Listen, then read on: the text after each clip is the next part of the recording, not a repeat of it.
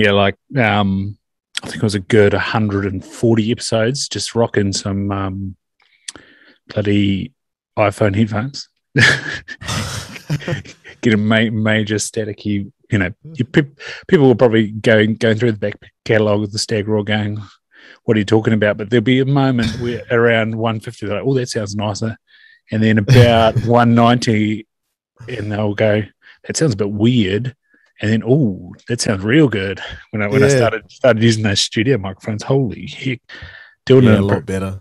Doing it in person and getting the feedback and the banter is awesome. So obviously, mate, you're level 3 up there in Auckland. Well, how you going? It's man, it's been a grind, eh? I think we're in our 10th week up here, so it's almost becoming normal to be in level 3. So it's almost like we've just accepted that these are our circumstances moving forward for the next wee while. But it has been a struggle, man. It's normality seems so far away and so far out of reach. To be fair, Christmas looks a little bit dim. Summer looks a little bit less entertaining, travel wise. So it's definitely not reassuring and positive. But man, it is what it is. You gotta. It just is what it is. It's completely out of our control. To be fair. Yeah, I got the cheeky Bay Dreams notification yesterday or the day before, and money's already in my account ready to go to buy the downgraded ticket. However, the downgraded concert is pretty much who we were going to go and watch. Netsky, Hubbard Mines, Coven, that sort of stuff. So I was like, yeah, I'm not angry about it. You've actually done me a favour there. Yeah, I just hope it bloody happens. Yeah. Yeah, absolutely. So what, is Bay Dreams still going ahead or? They've organised a variation, right. Because there must be a few guys that have already booked their spots. The legend Boris, he's coming back for another summer in New Zealand. Netsky, yeah, Victor, is it what it's even called? Spark Arena last year. Yeah, one of the two. This year, last year. God, it's all the same. Yeah, it was a cracker, mate. You're in the police. What are you rolling? Is that right? Yeah, man. So, been a police officer going on just shy of 2 years at the moment. So, I think at the back end of 2019, I graduated police college down in Porirua. So, it's been an awesome journey, bro. Obviously, when I left police college, I got deployed into South Taranaki, where I was born and bred. But I had a missus up in Auckland, so ended up making the shift up to the big smoke and enjoying being a cop in South Auckland ever since, man. So South Auckland, Manurewa to be specific, that's the area that I cover. We cover a little bit of Manukau as well, but I think stats wise we're most equal, being the busiest station in the whole country. So definitely not short of work, as you can imagine, but mate, every day is different, every day is a challenge, and you learn so much and you're just exposed to so many different things ordinarily that people don't really have to see, to be fair. So awesome life decision for me to move into the police, bro, for sure. Yeah. So what area is King's classed as? Is that Otara or Manurewa? Kings is Otahu. So in terms of policing, in Auckland you have 3 different districts. So you have Waitemata, which is out west, and North Shore, Auckland City, which covers obviously like the central Auckland, and then you have counties. Now counties is separated into 2 different radio channels because there's so much work. Right? Shout out. Shout out to South Auckland.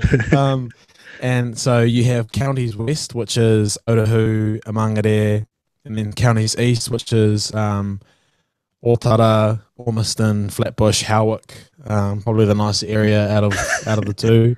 And then Counties 1, which is the name of radio channel that covers Manukau, Manurewa, Pukekohe, Papakura, all the way. So Kings fits in Counties South. Yeah, Karaka, Pocono. Yeah. Oh, gee, all the way. It's Negro country. Yeah, far out. Or the little border bypass there down in the hill. That was a bit cheeky of those people. Thanks a lot. Yeah. Definitely not making it easy. Have you been through the borders? Oh, it's not. So I went through the border last year. But again, that wasn't really through. It was kind of to the border. That was when it was up on Bombay. And then obviously it shifted its way down to Mercer. So I've been going to Mercer the last 2 months, I guess. Yeah. It's been interesting. For a wee while there, it was something different every time, but now it seems that there's a process in place now. I rock up from the Waikato end and wait for my ex to get there, and then a police car escorts me and whoever else is waiting across the other side, and there's a wee gravel pit, and then you drive away with your child or having dropped the child off. It's quite fun. It's quite a scene there on a Friday and Sunday. I bet. I was very happy that I wasn't even going up there, but got the memo that a couple of weeks ago that was a no-go. So I'm glad I didn't finish work at 5 o'clock, jump in my car, burn all 2 hours up there, and then find there was nothing to pick up. So that's it.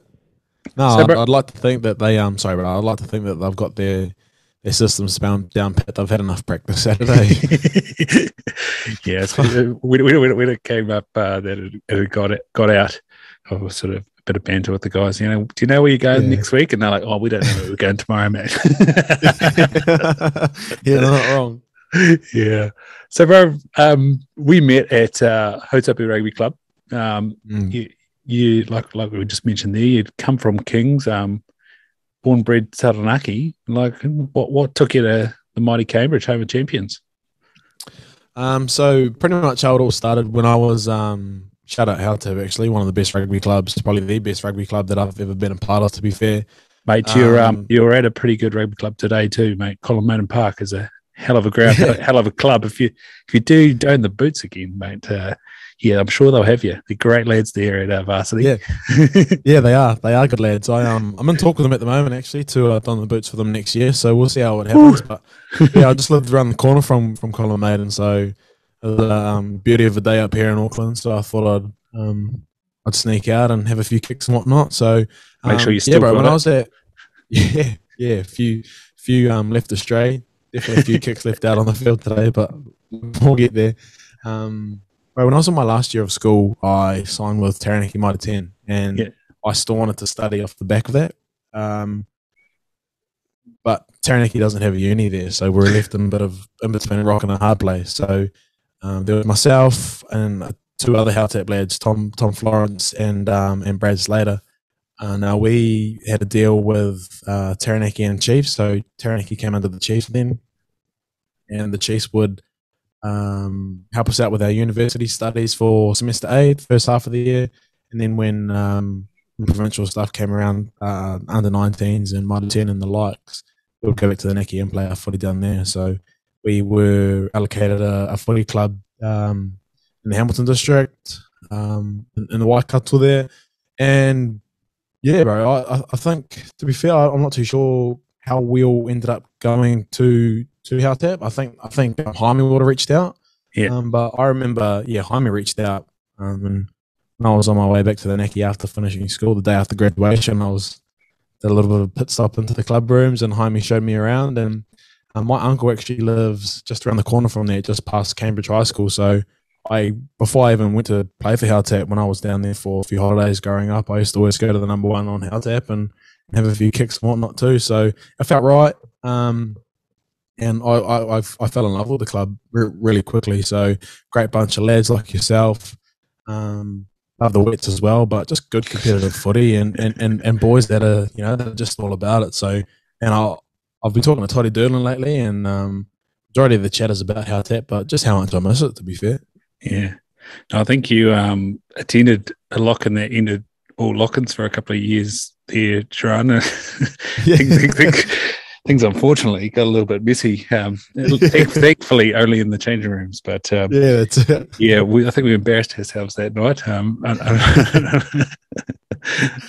Unfortunately, I was all right because I was running a room. But I think the rotation policy and people getting a bit competitive got things out of hand. And I think it ended lock-ins for a little while there at Hotapu Rugby Club. Yeah, a few chippies to come in on a Monday morning. Yeah, I think that was also half the problem. It took too long to get someone to fix a hole. Yeah, not enough people with skilled labour in the team. Too many students. Ah, that's it. Yeah, that's it. Too many people who think they know it all and actually don't. Yeah. So, what did you study, mate?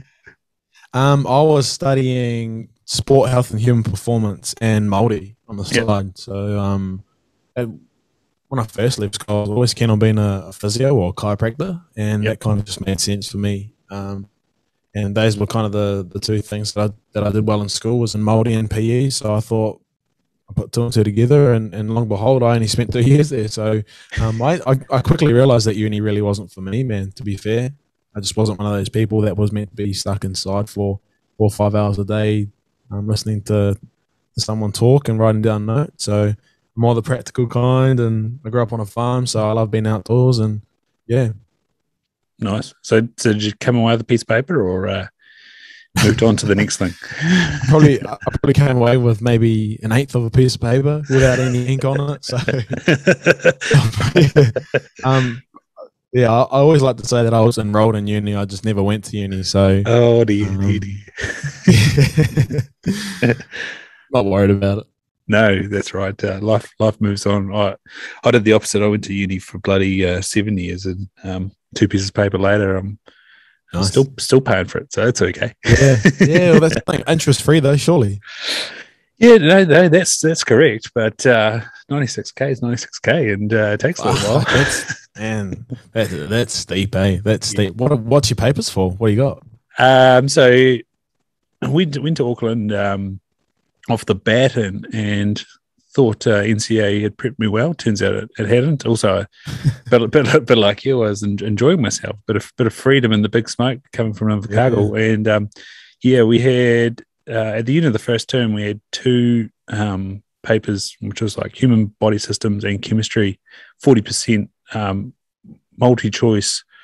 No plusage or anything, fully weighted, and I got 50% in both of them, and I was like, oh shit. Yeah. So no, I had to take another path for a little while. So I ended up going to Dunedin, closer to home, but cheaper living, and got a Bachelor of Science down there, and managed to get into optometry from there. So yeah, it was a bit of a crossroads at the end of that Bachelor of Science. I was like, well, what do I do? Like, do I carry on? If I don't get in, do I carry on studying science and go down that road, which I kind of thought was a dead end? I would have learned some cool shit, but yeah, I don't know what it would have made of me. But that second year in Dunedin, I was part of the pre-academy, and so I sort of started to think, well, maybe I'll go home to Invercargill, do my best at playing rugby, and I don't know, do a building apprenticeship or something like that. But obviously that never happened, and ended up in Auckland, and as I said, played for varsity, and a few jobs later, ended up in Cambridge and ran into you. I was just about to ask you how you ended up at Haute, but you just explained it to me. So. Just work, eh? Yeah. Yeah, nice. Yeah, just new job. Back with those guys now down here in Tokoroa. Old Ryan Coxon's stomping ground. He's a big photo of him. When you go to the desk at the city council, they got a photo of like all the representatives, and sure old Cox is there. Oh, good. Need your lawns mowed? Ring me. Yeah, hard out. He needs to come back to town. I've got some mighty lawns. Did you catch how? I don't know who the podcast is, but they were rating Tokoroa's like best looking dudes, and of course they were like throwing Craig Cooper and Sean Maitland in there. I was like, "Oh, Coxie, you're missing out." He was taking Regan as a what? From the Sevens too. Like, oh mate, surely we're top 10.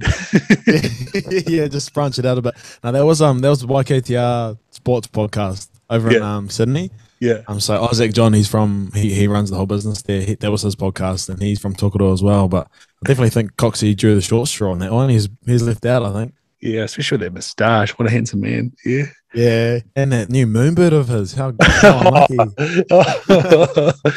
My good mate, he was rocking that last year at New Year's Day. I think Coxie can't put it to good use. He's in a loving relationship, but sympathy card can sometimes work in your favour. That's it. Yeah, absolutely. Yeah, the only sympathy card you won't work on with a doctor on on the 5th of Jan. So. Yeah, hard out. Mate, so what was it like going up and actually, first off, where the fuck did your name come from? Is that Welsh? Oh, bro. No, it's a funny story here, bro. So Are you Samoan Ciarahn, or something? Like, is that what's going on? that's so Ciarahn actually made up. My old man made it up. Oh, it's It not even looks Welsh. Irish. No, it's not even Welsh. It looks Irish. A lot of Yeah. people mistake it for Irish, but no, it's yeah, it's pretty unique, and I've had my difficulties with pronunciation over the years, as you can imagine, especially with first day at school or you walk into class and there's a reliever, beauty. It's just, Here we go. yeah, here we fucking go. Honestly, bro, I got to the point where obviously the role would get called out by the reliever, and because it's getting called out every day, you know where your name stands, and you know Yeah. when your name's coming up, and there'd be I knew the whole list, and I knew when the reliever was at my name. And I'd literally just put my hand up and say, "Yeah, I'm here." Could you just stumble, or he'd stumble? He'd be like, "Jessica, James, Mitchell," and then there'd be like a 5 second, 10 second pause, and I'm like, "Yeah, fuck, I'm here, miss." Like, I'm here, and everyone just starts laughing. So, man, I've had some shockers over the over the years. So, Sharon's probably been one of the worst ones. Ciarahn, bro, you try and figure it out. You name it, I've been called it. So You've been called it, mate. yeah. Yeah, you're saying Irish like O'Connor. I'm always spelling that out. O-R. Yeah, O apostrophe C O N N O R. You must be the same. Yeah. Like, hi, my name's Ciarahn. C-I-A-H. Yeah, it's even a struggle to spell. The old man just couldn't have called me like Josh or James, eh? Yeah. So what was it made up from?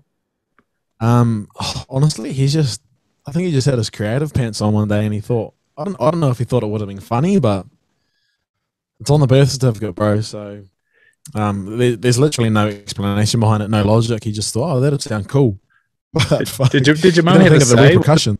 Was this like a predetermined thing, or it was just like you go Oh, deal with the birth certificate, and here we go? it wasn't really a predetermined thing because I'm one of two. I've got an older sister, and the deal was, oh sweet, if we have a girl, mum, you can name him. My mum could name Right. him.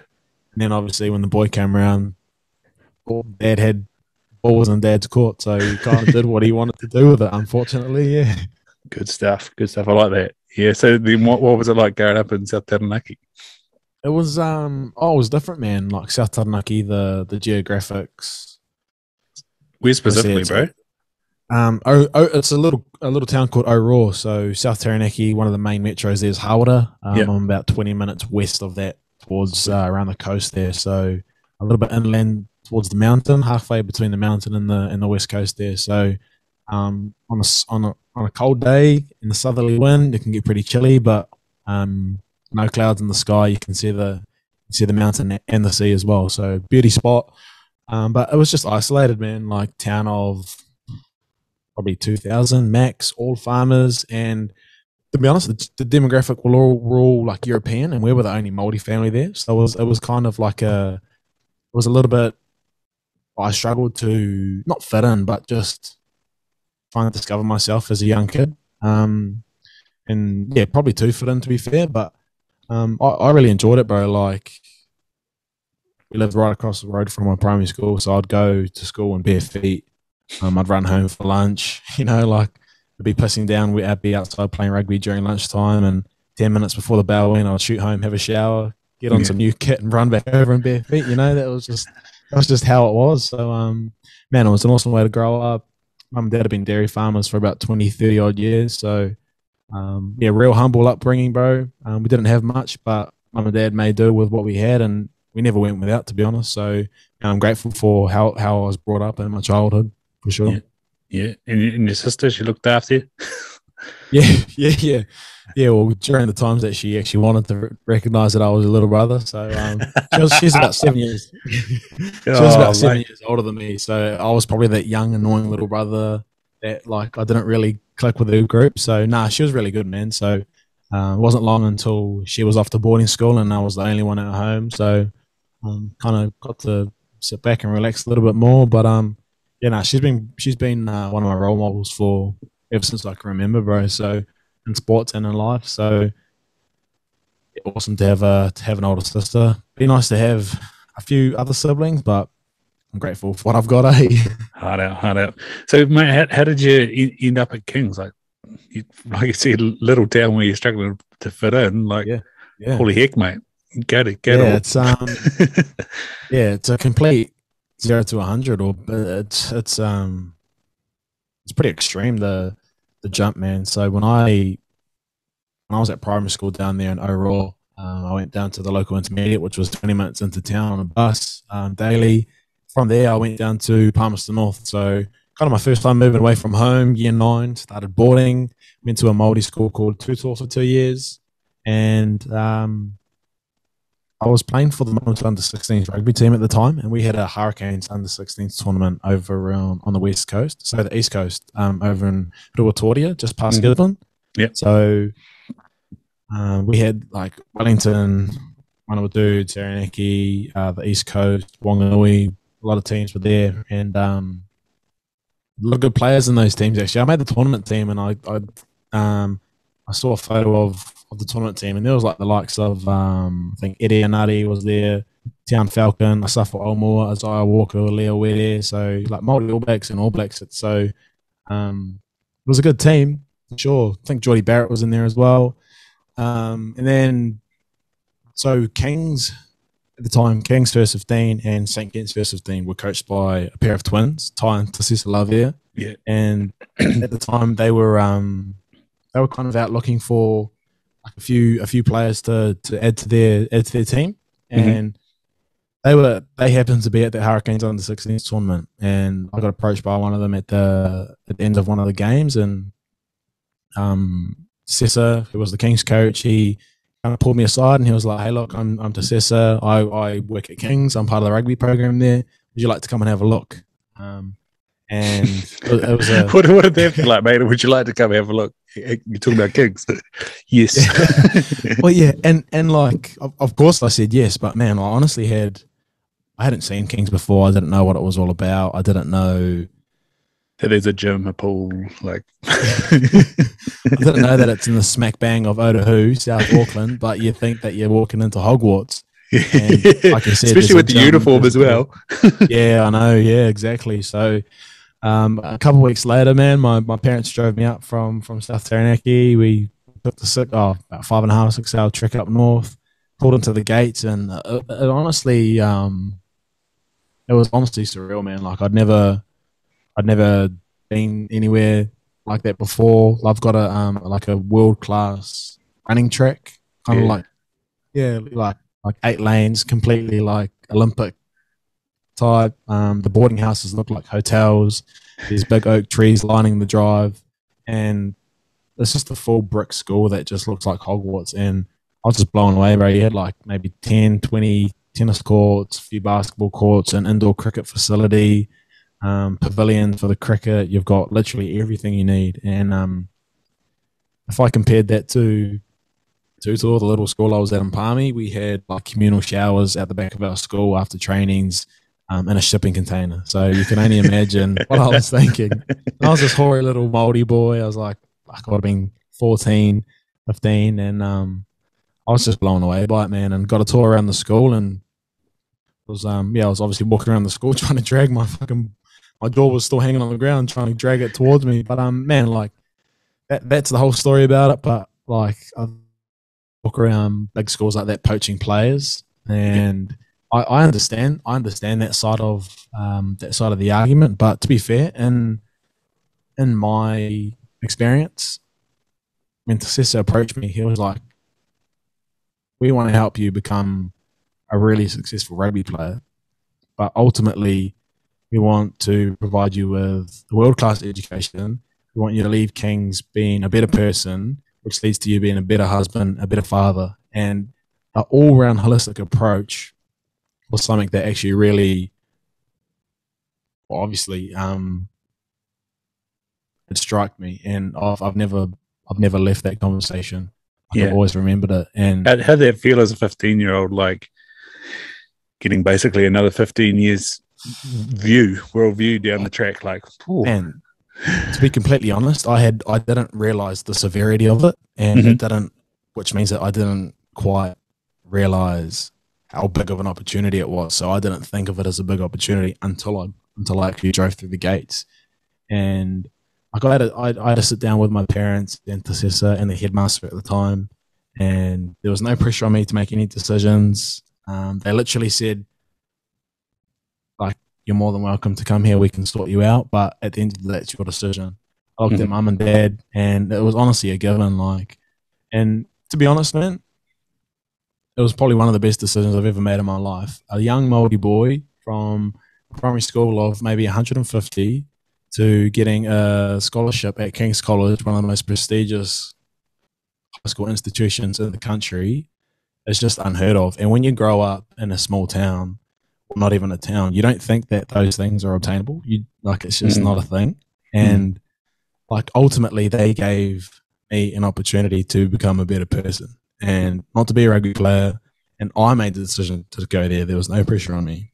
So what I actually did was it broadened my perspective on life and thought, man, like some of these things that seem so far out of reach from when I was a kid are actually achievable. Yeah. And like, yeah, it was cool, man. It was cool. It was honestly cool. So it actually put like a non-tangible thing, turned it into something tangible, and it Mm. just elevated me in all facets of life, bro. So, and like being from such a humble background and then getting such a prestigious opportunity, I literally did everything I could to try and pay back the school. And like probably as a result, my rugby there took, ironically, I put it on the big foot, and I made sure that I was like the best student. I had A plus effort grades, and bro, honestly, towards the end of it, at the end of my second year there, so at the end of my form six, I got an opportunity to get interviewed to be head boy, deputy head boy.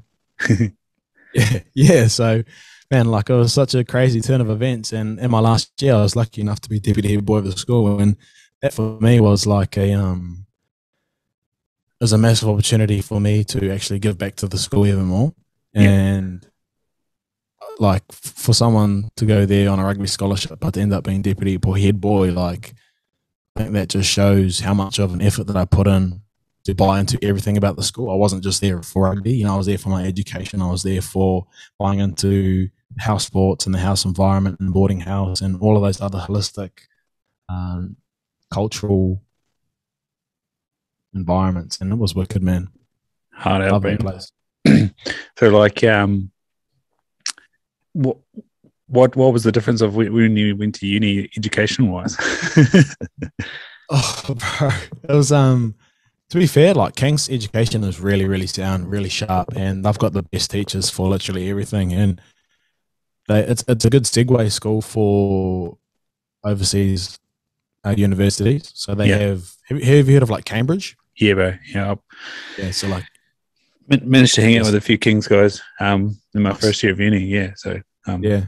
gosh, So they obviously have that was what kind of blew me away when I went to uni. Like I said there, I thought NCA had prepared me for university, and then I was in yeah. biomedical science with all the pre-medicine people, and they were just like knocking it out of the park, and I was just like, what is this stuff? And they're like, oh no, we Yeah. did that last year. I'm like, yeah, oh.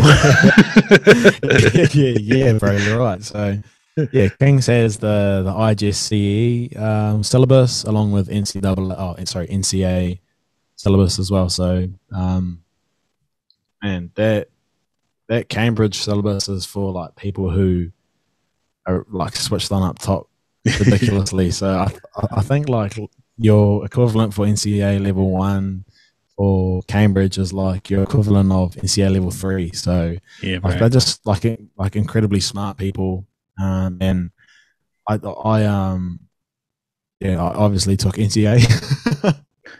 So like in my defense, I took chemistry, physics, and a few others because I thought I would have needed it for med school to go into chiropractic college. Yeah, And it definitely put me in good stead for uni. yeah, Just going to honestly just being NCA at Kings put yeah, me in bro. good stead for uni. So it wasn't much different, to be fair. The transition was pretty smooth, and my teachers at Kings were were immense, man. They were awesome. They're dedicated. They don't mind spending an hour and a half after school sitting down with you, getting you through your internals or helping you out with whatever you need. So Yeah, nice. And you're in the hostel as well, I suppose. You got tutors and stuff there, is that right? yeah. So we've got obviously housemaster, and then you've got tutors, and then pastoral tutors who aren't actually physically based in the house, but they look after students in the house. So, and then again, man, like boarding school at King's, fucking best time of your life, man. Like you create a brotherhood that you never ever forget. You make your lifelong friends. Yeah, that's The awesome. amount of memories, bro, I've got within those four walls at shout out St. John's boarding house at King's College will stay with me for life, bro. I love it. I love it, mate. So, I listened to your sort of reflective podcast the other day about things that you'd say to a person going into the provincial rugby system, and Yep. I've just hearing you say your introduction to Kings, like a lot of those topics brought up that sort of better person, that 15-year outlook, that what are you going to basically be when rugby's gone? Like as you said, that conversation has landed with you, and you didn't realise the severity of it at the time, mate. How did that sort of conversation start to then go and think about those topics of what would you say to a new professional rugby player, and also to if you got to run an organisation that was hosting young professionals in rugby, how would you like it to run? How did that come about? You mean how did I come up with the whole topic of how like? Yeah. Right. You were speaking to a development officer or something like that. Yeah. So when I was with Taranaki Rugby, we had a player development manager there by the name of Lisa Holland, and she looked after the welfare of all the players. And her and I have kept in contact since I left the Taranaki scene. And she's a follower of a few of the podcasts that I've been putting out recently. And she was like, a lot of these stories have similar principles. I wonder why you guys never came to me to talk about it. Yeah, and I thought about it, and I was like, yeah, it'd be interesting to know why. So I thought about why I never, and then all of a sudden I was writing down why, and then it would have been 45 minutes later, I'd read 4 pages, and I was like, shit, there's actually quite a bit of stuff in here. So I refined it, and I was like, man, this needs to be a podcast. I think a lot of people can learn from what I've got here on these 4 pages. So categorized it, and yeah, man, I just transparently chucked it into a podcast about what advice I would give younger players entering a professional rugby environment or sporting environment in general. And when I first entered the professional environment, I was my first year out of school, 2017. So we're talking 4 years ago, and it's changed dramatically in the last 4 years. So, yeah, awesome learnings in there, man. It was a reflection of my journey as a whole, and they were just a few things that I wish someone had guided me or told me when I first started. So hindsight's a beautiful thing, man. Mate, I saw your post about leaving rugby, but I sort of missed out on what was happening in rugby. What was the turning point that made you decide to leave rugby? Yeah, man. So my first year out of school, I was lucky enough to make New Zealand 20s, and that's when I was playing for Howtap.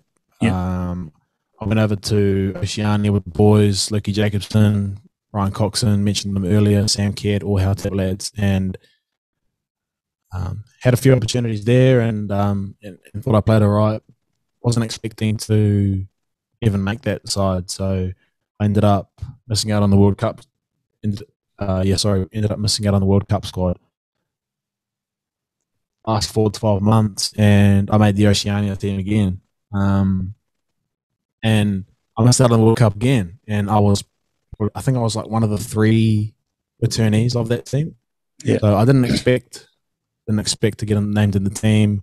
I probably trained the hardest I've ever trained in my life. I sacrificed a lot outside of rugby to obtain that goal of making that World Cup squad, and it never happened for me. So I think that started posing a lot of questions as to, man, I'm making all these sacrifices, I'm in decent form, but things aren't panning out the way that I've imagined or the way that I've set out to kind of go. And that kind of started. And then my nana passed away, actually. My nana passed away, and things were just, they just weren't kind of right.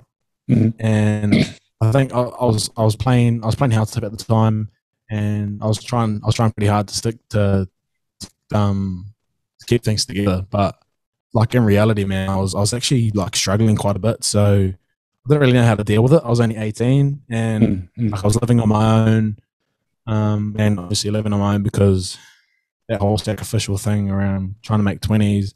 I didn't want to flex. I didn't want to have the influence of getting on the piss every Friday, Saturday night, because I wanted my body to be in good shape, because I wanted to play well, wanted to train well, all of that shit. And then I went down to the Naki for my second season, and I just wasn't getting named, bro. And I wasn't in good form.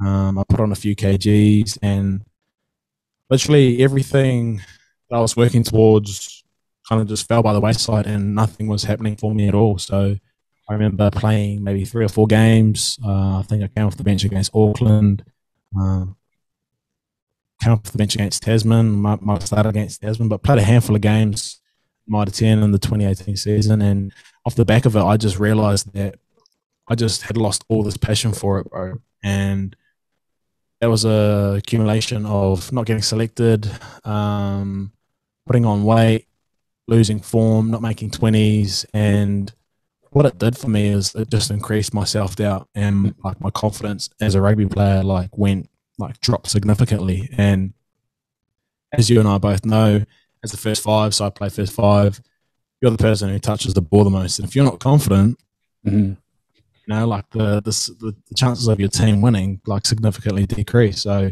I wasn't confident in my abilities for some reason.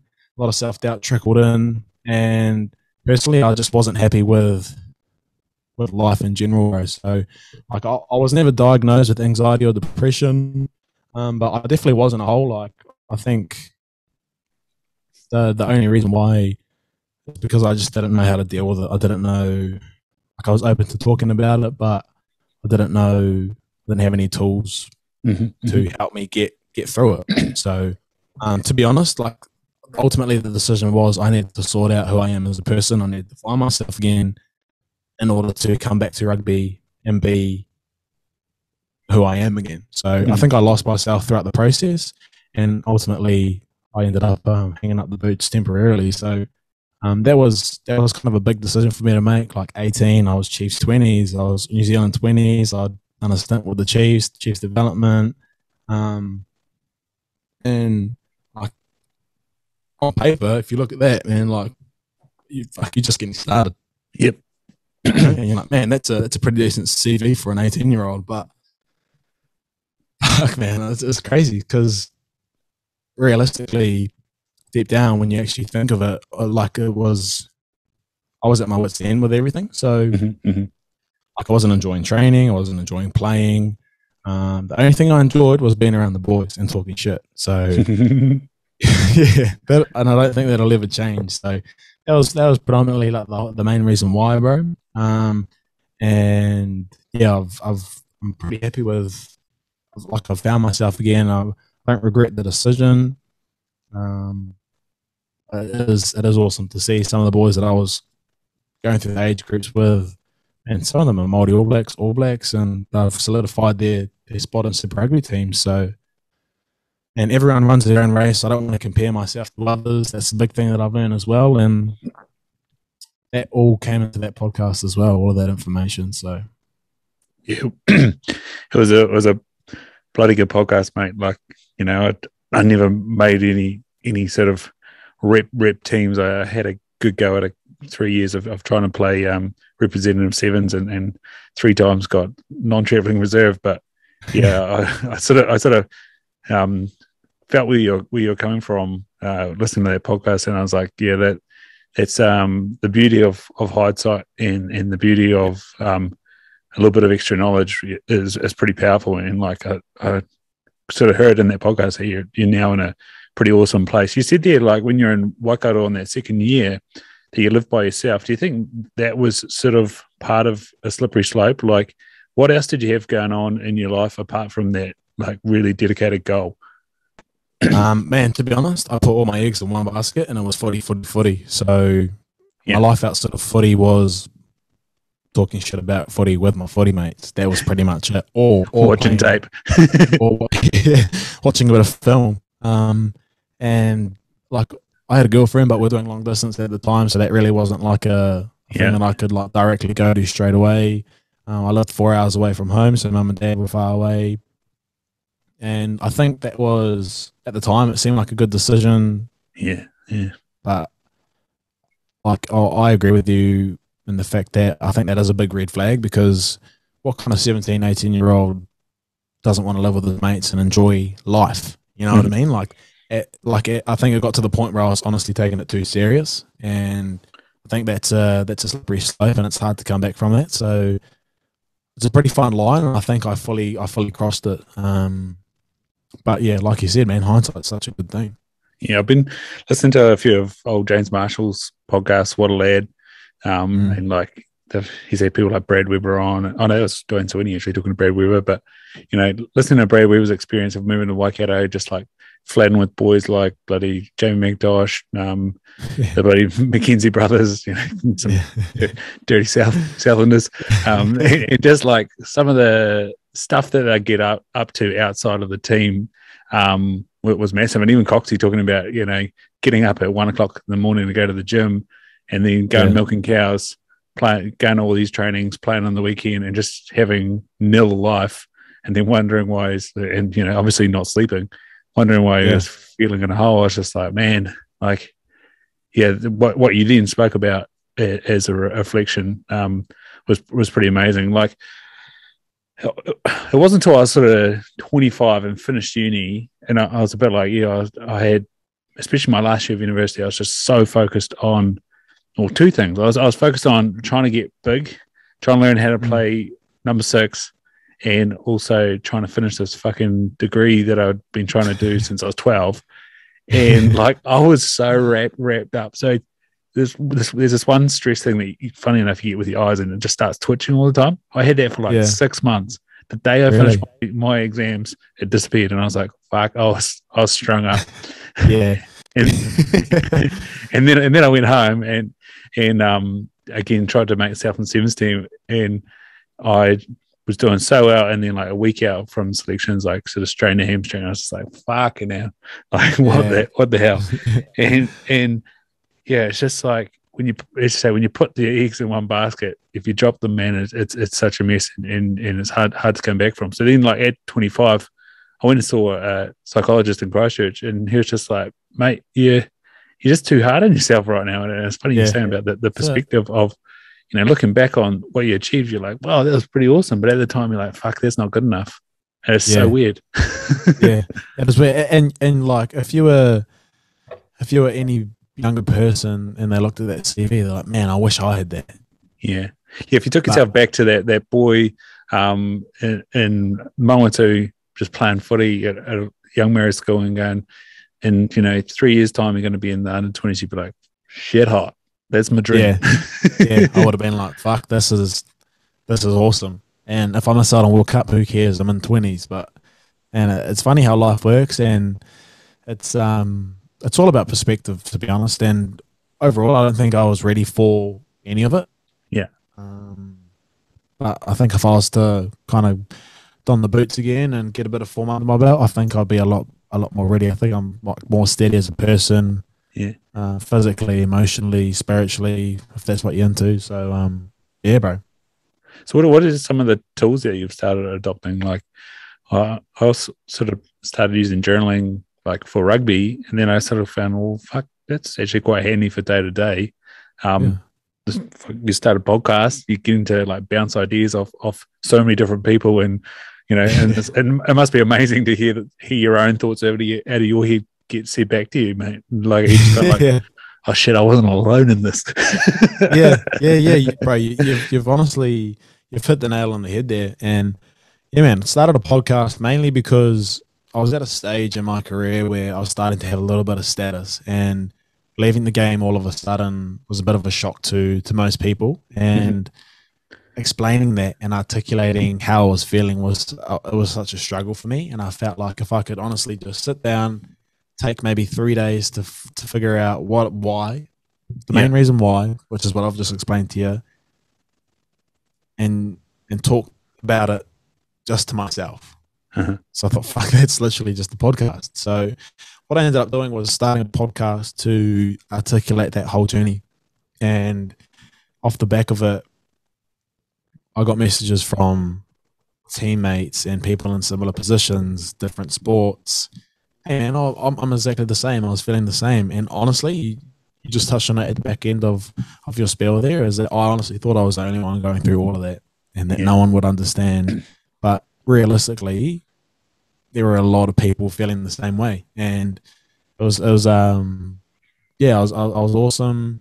to hear the feedback and to hear how just one episode was breaking down these barriers of the mental health scheme in high performance sport. And one thing led to another, and people like, man, can I come on your podcast and share my story? Because I think a lot of people can learn something from it. And long and behold, I'm about 40 episodes in, so nowhere near the Stag Raw, but man, like each episode's got something different. And especially in recent episodes, some of the things that people are saying, honestly, I think that they're just reading my script of what I've been through. So but in terms of some of the tools, man, that in hindsight that I've taken into life, is probably the biggest one is just to enjoy everything. And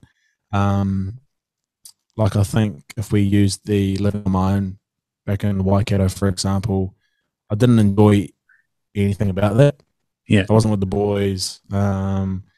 Footy wasn't going well, so everything was shit. And yeah, one of the biggest things that I've learned, and that one of the tools that I use in everyday life now, is to enjoy every aspect of life. Enjoy going to bed, not having a sore body, you know.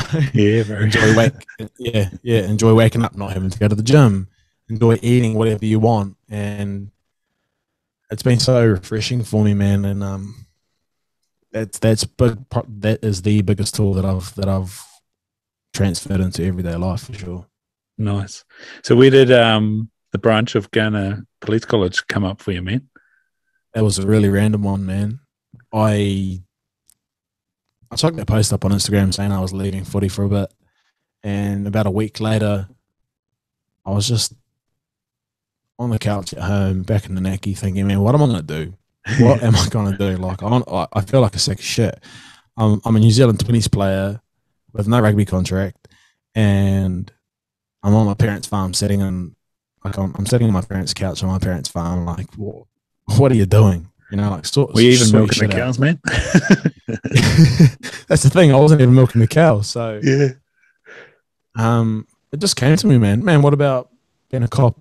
And I went online and I applied straight away that day, and it still wasn't something that I wanted to do.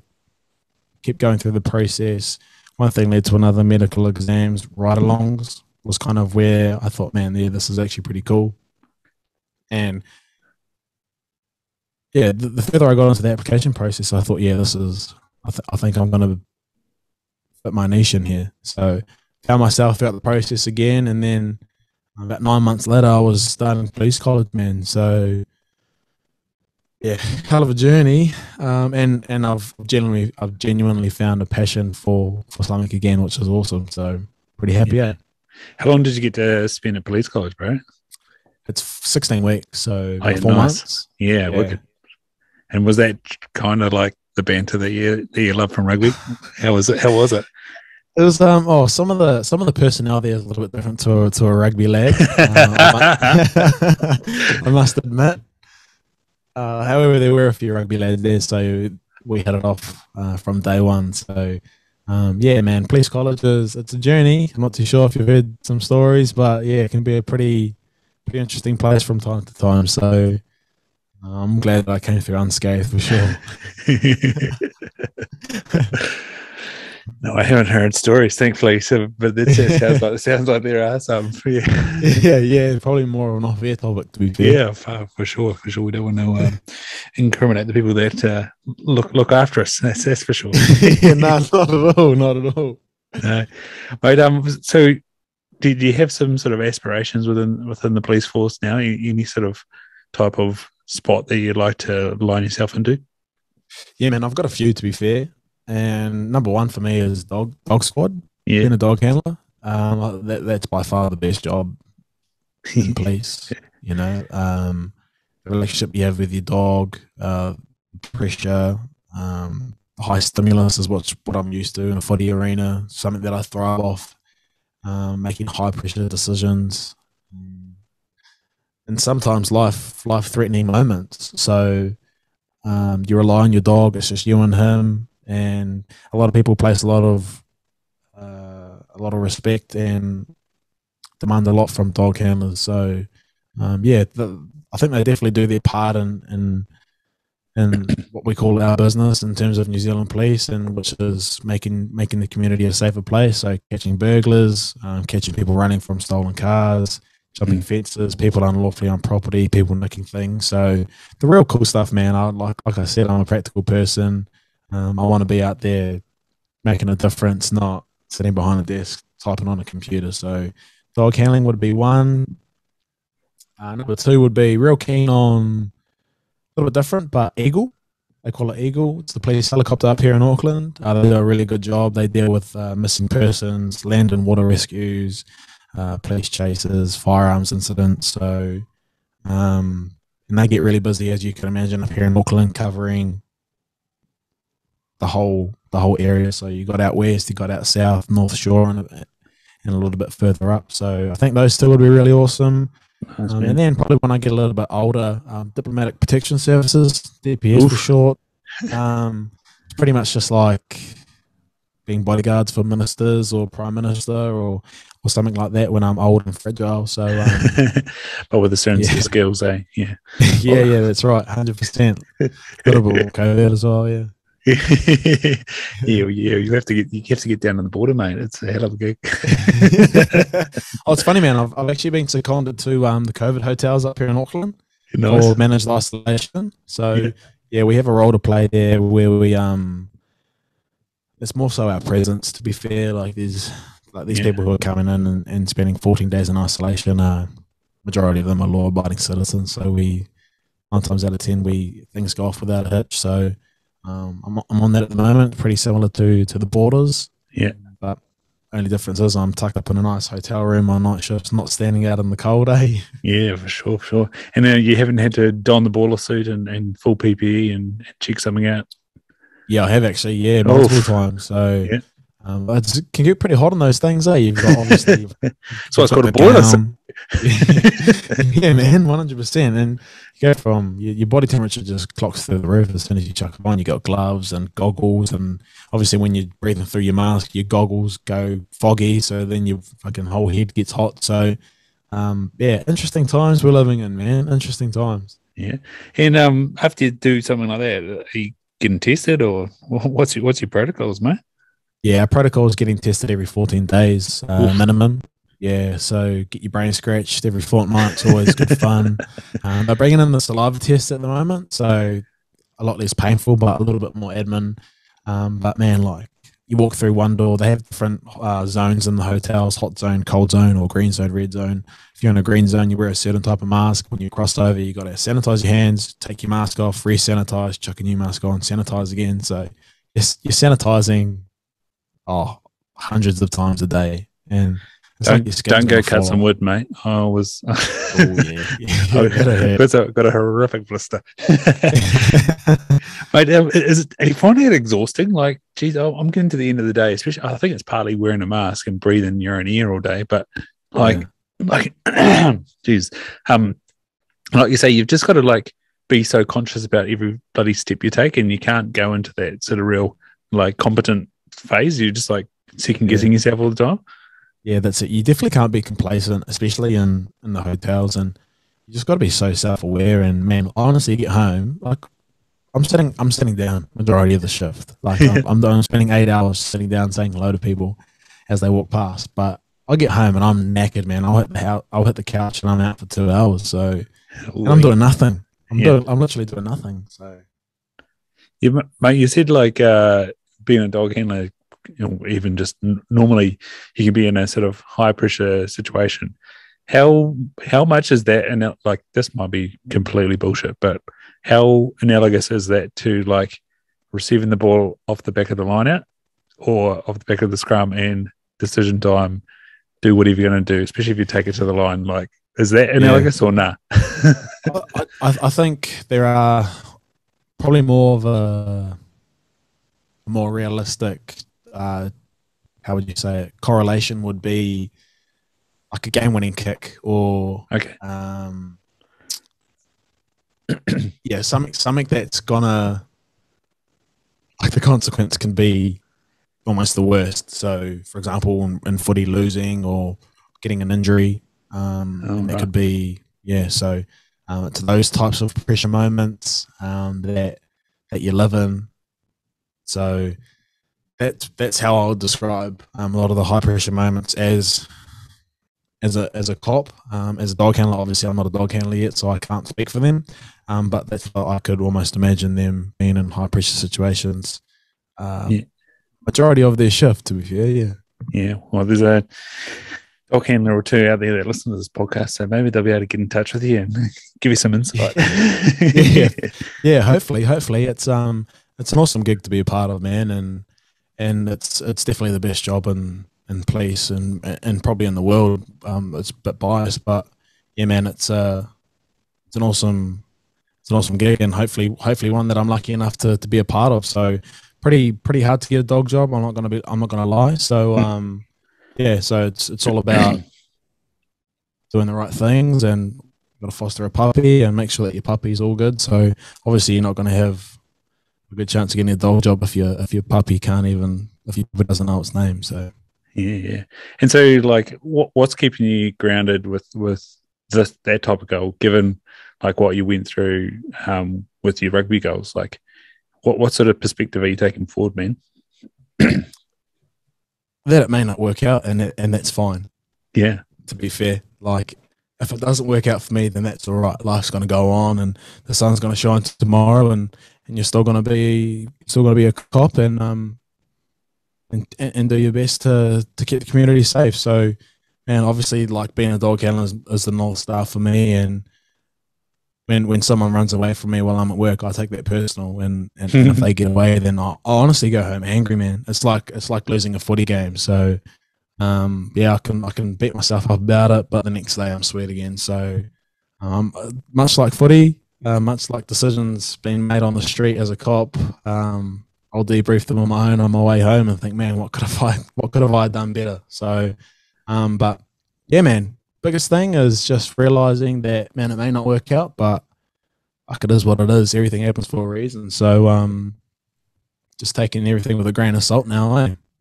No, nice. It's as we said before, the power of perspective and having a little bit of experience is pretty huge. Yeah, for sure. What's making the feet itch, bro? What sort of tapping you on the shoulder that maybe I could play rugby again? Oh man, to be honest, I think it's I think one of the biggest things is seeing that camaraderie. Mm-hmm. Went and watched a few games, Kings versus Dean, one of them, a few club games, a few of my mates in the finals, and just seeing that camaraderie of the boys, and in those high pressure situations where your season's on the line, and everyone's stoked after you get a kick over, and obviously, like, one of my favorite things is running out. So just little things, man, are starting to get the feet itchy again. But I think if I was to return to the game, I'd be a much more all-rounded person. So I think I needed that. Definitely needed the break from footy. So I'm in talks with varsity at the moment. It should be interesting. The good lads, I'll look after you. Good, bloody good club, and bloody good club rooms at Colmaden Park. I've heard. Plenty of Kings boys have been through that rugby team as well. I've heard that too. Like, as you said there, like, you're keen on the pressure situations. Like, have you always? I guess that's kind of what people become when they say, "Yeah, I'm going to play first 5/8." he said, I'm going to be the one that touches the ball the most in the game, or the halfback as well. But yeah, I'm going to be one of the halves. I'm going to make some decisions. I'm going to steer this team around the field, and I'm going to put the ball into places on the field that hopefully mean that we can, capitalize. Like, where did that start coming in? Pretty young, man, to be fair. Like, my old man was my coach growing up, and there was always those drives home where it was just critiquing, and kind of just built my mindset, and got to the stage where I just loved having that responsibility from the boys. So for example, you're 2 points down and there's 5 minutes to go. It doesn't matter where you are on the field. Captain looks straight at you and goes, "This is yours." Like, I love having that. I love having that responsibility, and I love that people can place trust in me to be able to get a job done. And I think, like, that doesn't. It definitely comes with personality. Like, I think if you think of any type of person in a high performance arena that has got that mindset, they live and breathe. That's who they are as a person, not just as an athlete. And that's something that I try to build my personality around. And I think off the back of it, like, that's just who I was in the rugby environment. And I wasn't always like that, and it went in ups and downs. So I remember one time we were playing Auckland, Yarra Stadium. We were playing Taranaki versus Auckland, and I came off the bench, and we were down by, I think we were down by 6. Might have been down by 6, and the hooter had went, and we went like 80 meters, bro. And I scored a try in the corner, and I scored a try in the corner, and like, in those moments, like, every other time I would have been like, "Yeah, this kick is mine. This is fucking mine." And for some reason, bro, like, I just didn't want it. And Stephen Pettifers came up to me and was like, "Bro, do you want it?" And I'm like, "Fuck, whatever's going to help the team." So he took the ball, kicked it, and unfortunately we lost. And, like, I'm not to say that I was going to get the kick over, but that kind of spoke to me as well. I'm like, man, like, I'm not that person at the moment that I thought I was.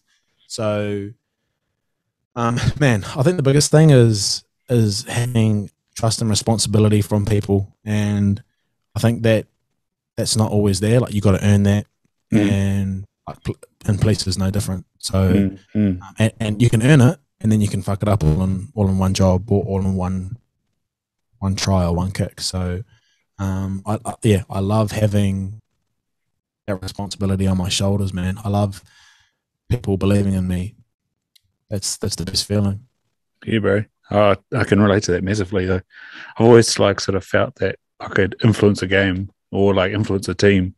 Did you sort of have some external markers that you had? Like, for me, going through high school, I played soccer, and so, like, David Beckham was, despite what happened to him in France, where he got the red card and stuff, like, he still stuck at it, became England captain, and he was just, like, a bit like you're saying with kicking a goal. He was that guy that free kick came up, Bex was there, and it was either put it on the spot for someone to knock it away, or he's got to put it just in the goal. And like, that was something that I was so aspirational about. Like, Richard McCaw just absolutely loved everything he did. Like, his work rate. See that in Sam Kane as well. Just, like, loved the fact that they're so process orientated. Like, if you sit there and watch them for the whole game, they're just job, and like, and they influence the game and they change the game. And when they're not there, you see that something's different and you can't put your finger on it, and then they come back and you're like, "Oh, holy shit, that's right." They do so much in the game, and that's what I always aspired to be. Did you have someone or some sort of external model that you had of how you wanted to play the game? To be fair, not really. Like, I did have like idols growing up in the game, and they were obvious ones like Dan Carter and the likes. But I think as I kind of grew my game, and I kind of grew up a little bit, and off the back of going to Kings and being in that 20 system, I kind of didn't really see my game fitting into anyone that had played before. I always tried to emulate, like, a little bit of like a little bit of Lima Sopoanga, but also a little bit of Bodie. So by Bodie, obviously not the speed and the skills and fucking everything else, but like, but just the Taranaki hardcore, eh? yeah, that's it. So more like the tactical awareness, Yeah. more about personnel, more about making smart decisions. Lima more around the kicking game and stuff like that. So, yeah, man, it was interesting not having like that North Star as a footy player. To be fair, Yeah. but yeah, I think it would have been, if I did have one, it would be a different conversation. To be fair, yeah. Yeah. Where did mental skills come in? Like, was there much going on in like internal psychology? Like, how you bro, think? Nah, there was literally none.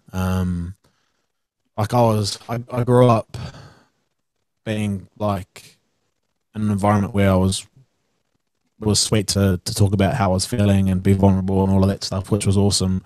And that kind of linked into when I was playing footy. I was happy to talk about it with anyone. But I honestly thought that because I was the only one going through it, and that I thought that what I was feeling was so unique that not even professionals could understand what I was experiencing. So real small minded, bro, to be fair. And I literally just didn't have tools to deal with what I was going through. And I was probably I was pretty closed minded as well, to be fair. Like, I don't know if I would have been open to actually taking on board advice, because I was quite stubborn back then as a young bloke. And like in the footy arena, there was, don't get me wrong, there's mental skills coaches everywhere, but they're more mindset based. So, for example, David Galbraith, they call him DG. He was just behind me there. DG, one of the greats. Like, unleashing greatness if you're looking for it. Yeah, absolutely. And he'll do that. And like, I remember being part of the chief system, and DG sat down with Damien McKenzie, and he was like, and so D-Mac got a smile from kicking off DG. Yeah. And like, that's kind of the mental stuff. It's more like mindset based in terms of, and it's me versus you on the field, I'm going to fuck you up. Or, what do they call it? Moments of perfection, eh? Yeah, moments of perfection. They call them mops, bro. So, not quite dealing with self-doubt and low confidence and stuff. So, yeah, I didn't quite see the correlation between how I was feeling that fat into the rugby narrative. So I kind of kept my mouth shut, to be fair. Yeah. That's interesting. I think old DG needs to write another book, because when I was in Cambridge, I was driving back. I don't know why. I was driving back from Taranaki for some reason, and he was on the radio. You just saw the light, bro. You saw the light. Yeah, no. He was on the radio, and he was talking exactly about that. He was talking about like players in social media and how they got to like, have high self-worth. They got to really know who they are. They got to really be passionate about the things that they're doing, becoming great, in that people slag and maybe this is what you're saying. It's not even about the other people. It's their inner critic that's just like can tear you down, and like everybody else is just appears to be living their life and appears to be going on, and you kind of feel like you're not entering into the equation, and you're left kind of feeling alone. Like, oh fuck, well, it's just me, and I'm here by home, and no one cares. They all they're worrying about is this. Say for example, Taranaki Bulls. Can we win the Shield again? Can we make the final again? And I'm just a little cog in it. And right now they're not engaging my gear. Yeah, that's right, 100%. So yeah, as per that podcast I throw out, man, it's more like building that footy player as a person. So outside of footy, what's his life look like? Yeah. And that's the kind of area that I'm really passionate about outside of my 9 to 5 at the moment. I know. Mate, something that sort of fascinated me in that podcast, you talked about like investing in NFTs and stuff. Like how deep down that NFT rabbit hole have you gone, and how do you think that could fit a young player, bro? Oh, bro, to be honest, that's probably about all I know about NFTs is NFT, the word NFT. Fuck it. Man, I definitely need to school up on crypto and NFT. I do think it's the way of the future, but like, man, if that would be some advice that I'd be giving to professional rugby players, that you've got a platform, you've got status. Make sure that when you come off the back of retiring or you get injured, that you've got different pathways in your life. Not something to fall back on, but different pathways in your life, different passions. So when you hang up the boots and all your eggs in that one basket fall on the ground, you got nothing. That's not what you want. So I'd be looking big picture. If I was them, I'd be thinking 30, 40 years in time. I'd be investing in crypto. I'd be making NFTs on themselves. I don't know much about NFTs, but from like what I'm about to talk about them about, it's more like branding themselves, bro, and branding their name, trademarking their name, trademarking some of the slang that they say with the boys, you know, like just little things that could really come in handy in 20, 30 years time is what I'll be telling young players for sure. I'll have to find you the video, bro. I think the show's called Impact Theory. I can't quite think of the dude's name, but he explains it like super well. I'd sort of had a small handle on it, and he explains it too well, and I don't want to butcher it, so maybe I'll also put it in the show notes. But it's fascinating you're saying about NFTs. Like, he's not making one of himself or his plays. You know, he could probably go halves with Bodie on that try against Argentina. But Luke Jacobson the other day chucked up that he bought one. So like, obviously the conversations being had amongst the top echelon, the All Blacks. Yeah. So it's going to be an interesting time. And like I said, that out the back bullet pass, I'm sure Luke has 50-50 odds on that one. So, you know, maybe they could come to an agreement that I think the form that he's in and how he's going, I definitely don't think he'll be short of coin. So also I think for that try, like, Luke had to keep up with Bodie, so you know. Yeah, well, that's right. Surely you got a little bit of a bonus out of that. No, but I think TJ Perenara, he's hard into crypto. I don't know if you listened to the Waddle Lad podcast that he did with James Marshall, but there was I have to go back and listen to that one. Yeah, man, give it a listen. They were talking about how instead of getting paid money from New Zealand Rugby or whoever, getting paid in crypto. So, man, like, the conversation's definitely out. They're definitely pushing the boat out. It'll be interesting to see how they're going to navigate that space. I do think that the All Blacks are doing it well.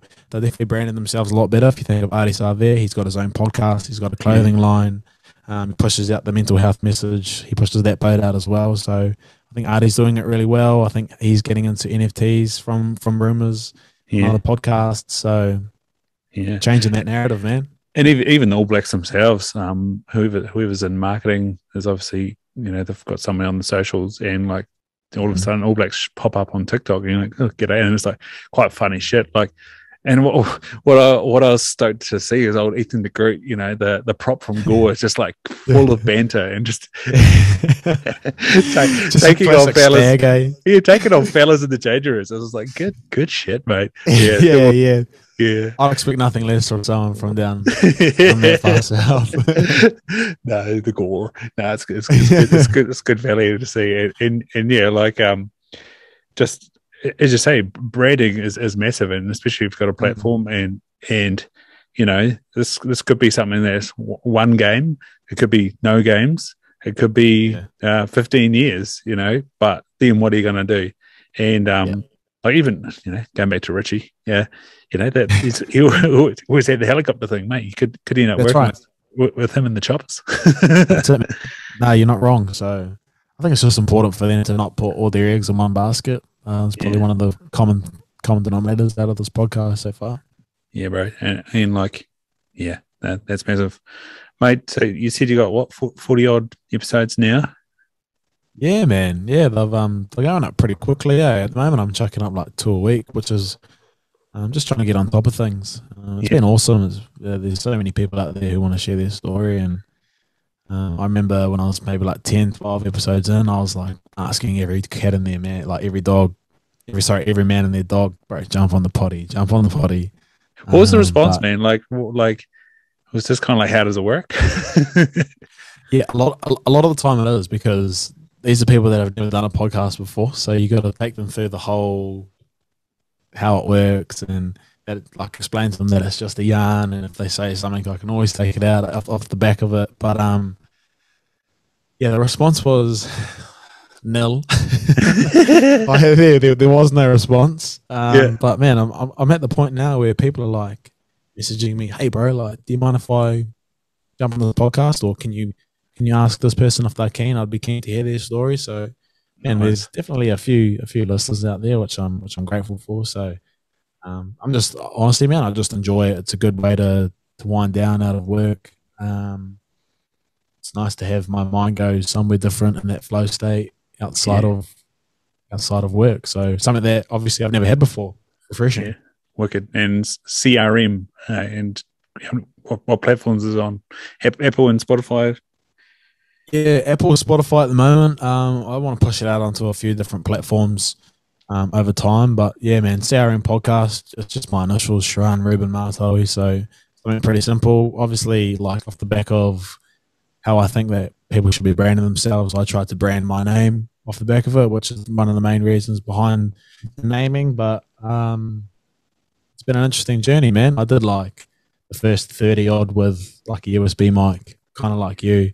Yeah. Real hard to navigate, editing heaps of shit audio, shit quality. But yeah, we're moving up in the world. Yeah. You got the Rode podcast, a hell of a kit. I Yeah, man.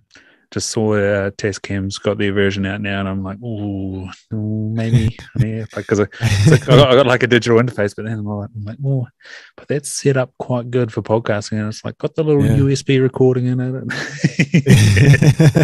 Hello, so you've just clocked up 200 episodes a day. Yeah, no, it's like it's 4 years old, so was it August 2017, the end of my last season at Hotapu. Yeah, sort of around the time where I got my head rattled very badly. yeah, And just like it's just evolved, and guests have changed, and themes have changed. But it's pretty interesting when sort of look at it all. It's all just about people doing awesome shit, and like all the different versions that you can live your life is awesome and astounding. And like it's funny. We were saying about people telling you your story back to you, and it's the same thing. Even this conversation today, I'm like, yeah, can relate to that. Yeah, can relate to that. Yeah, can relate to that. It's crazy. And then I think what's also cool about that is like you're relating to someone so much, and then you're sort of holding them in regard because they do something awesome, and it's yeah, of course. It should be create that click within people that, hey, I relate to that person and the things they're going through, and they're able to do awesome shit. Maybe I can do awesome shit. Maybe I can do that thing that that goal, that I don't know, aspiration that I have. And yeah, it can be tough sometimes because you like what you aspire to be and what you expect to be is not often the reality, or it's some version of that reality comes about. There's always lessons from it, but trying to carry on, keep moving, and keep trucking is that's human experience, I guess. Yeah, I agree, man. I think podcasting is such an awesome way to converse with people, like humans. And humans love to converse with humans. It's just how we're built, how we're engineered. So, like, it's relatable, it's personable, and like it's just like any normal chat, man. When you chat with someone and they say something, it'll trigger something in your mind and think, fuck, it'll take your mind to a different place. Like it's so cool, man. And actually to have the ability to record it and for other people to listen to a conversation is pretty neat too. So I love I love the whole podcasting world, and I love what you're doing. I love the guests that you've been getting on recently. It's just so cool to see, man. Whatever happened to the rugby roundup? Your little your video series? Yeah, mate, they're all on YouTube. I don't know whether I put, because when I did play rugby in Australia, I probably shouldn't have, but anyway, that's another story. And so I was doing it over the year, but I think I only chucked it up on Snapchat. So I don't know if I put those Australian ones on YouTube, but there's sort of 3 or 4 seasons that I did the rugby roundup. Nice. So I was just record. It's actually a takeoff. Like one of the varsity lads had started it, and and so and I just replicated it. So it was not an original thing. But it was lots of fun, and especially come come Tuesday, it was always a good way to start training. Like, some of the start the banter off. At the end of Saturday, 100%. Bro. Love that. So, where else do people find you? Ciarahn Podcast on Instagram. What else you got, mate? Yeah, man. Instagram, put a lot of my content through there, just like videos and reels and photos or feedback and stuff like that, and just interactions with the listeners and the followers. And CRM Podcast on Apple Podcast and Spotify at the moment. So, slowly pushing the boat out. Yeah, and all the merch they're just getting through DMing you, are they? Yeah, man. So, merch is it's such a big realm to get into. So much admin behind it. Like, I've just brought out some stickers. I only bought 60. I've got like 2 of them left. I'll send one through to you, bro. Man. Bro, like they've gone at the door in like the last 2 days, and I honestly thought they'd stick around for a wee while, but man, people want them, and they're flying at the door. Like, one of my boys bought 10, my auntie bought 7. Like, yes, I can save some for the rest of us, man. Yeah, but bro, I was thinking of like, I don't know, just like masks or something like that. But fuck, man, it's a lot of admin if you put on top of like you're recording 2 podcasts a week, you're planning for them, then you got to edit them, you got to chop them up, and then you got to talk to people on the gram. Yeah, socials. You got to send them off, socials. So there's a lot going on behind the scenes, but it's a good flow state to get into outside of work, like I mentioned before. Yeah, good fun, good learning, good skills, mate.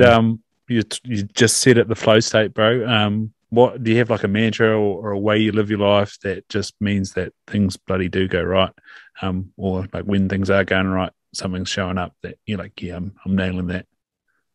Oh man, to be honest, it's not really a mantra, but like I think the daily routine's massive for me, especially morning routine, and it just kind of sets me up for the day how I want to live it. And like my morning routine at the moment is wake up,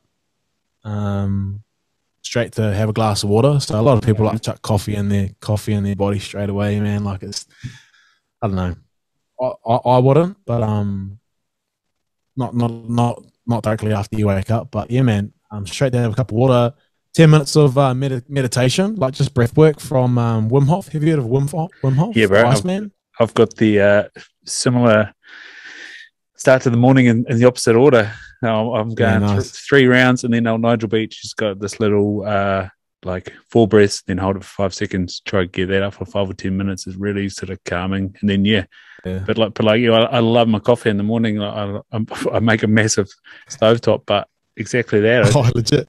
Grab a good glass of water and nice. Just slow down and then jump in the cold shower. So how good. What's his name? General McRaven and Jordan Peterson make the bloody bed.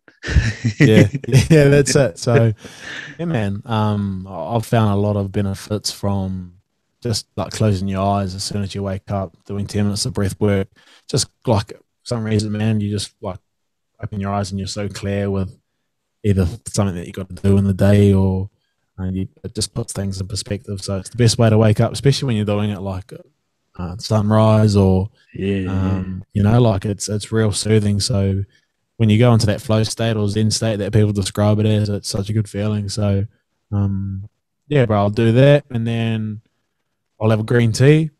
Nice. And then green tea, and then I'll just I'll jump on my laptop or phone or whatever and just write out like my morning thoughts, just get all my thoughts out of my head pretty much, and then kickstart my day. So if I start an early shift or a day shift that starts at 6 a.m., I'll get up at about 4:35 and smack it out. So off the back of it, I don't know if you've read it. I know you're into books. I can see the collection growing behind you, but Atomic Habits from James Clear. Have you read that? No, I do know about it though. Ryan Nicholson recommended that the first time we talked as well. But nice. I love that morning routine thing, and like no matter what time you get up, just sort of going through it. It's funny you were saying about the Wim Hof thing. Like, it's like quite like it's an easy thing to do, but it's also an easy thing to not do. And like, I find that just like being like, nah, do it. And then I've done it enough times where I've gone for periods without it, and then I get shitty. And then I'm like, what's going on in my life? And I'm like, oh yeah, I'm not doing breath work in the morning. And actually, when I do breath work in the morning consistently, I just have good days.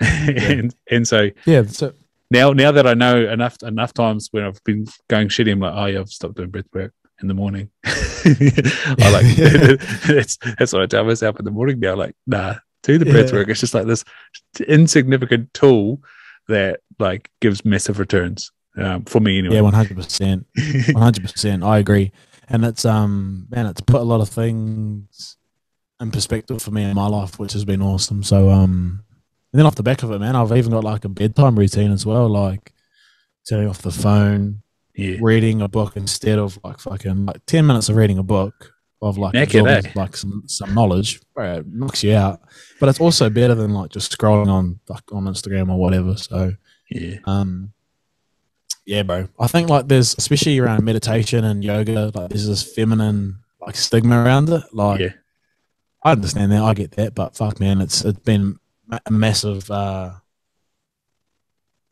North Star for me in my life recently, anyway. Yeah, and it's funny, like you'll be doing the breath, and then you'll just have like this realization, like out of fucking nowhere, and you're like, yeah. That was weird. What the fuck did I just think of that? Yeah. I just fucking think of that. The amount of times I've like thought of patterns that I do in my day-to-day life, and I'm like, find the root cause of like some shit comment at primary school or high school, and you're like, what am I holding on to that shit for? Yeah. That's why that prick said that. Yeah. Let it go. Nah. Awesome, bro. Speaking of that bedtime routine, better crack into it. Where are we going? Getting late. But thanks so much for coming on, brother. It's going to be awesome to share it, and hopefully this sends a few folks your way as well, because what you're doing is bloody awesome, especially if you're into that sort of mindset journey and you know, the trials and tribulations of life when you're trying to be a high achiever. It's type A personality is dangerous. Yeah, no, I agree, man. No, thank you for your time, bro. Thank you for having me. It's been awesome to follow your journey. 200 episodes in, man, it's a massive achievement. So love what you're doing. Always been a fan of your work. Awesome to just sit down and chew the fat for a while. Has been a while, bro. It's been a couple of years. So, again, man, thank you for your time. Appreciate you. Cheers, bro. Press stop. Yeah, bro.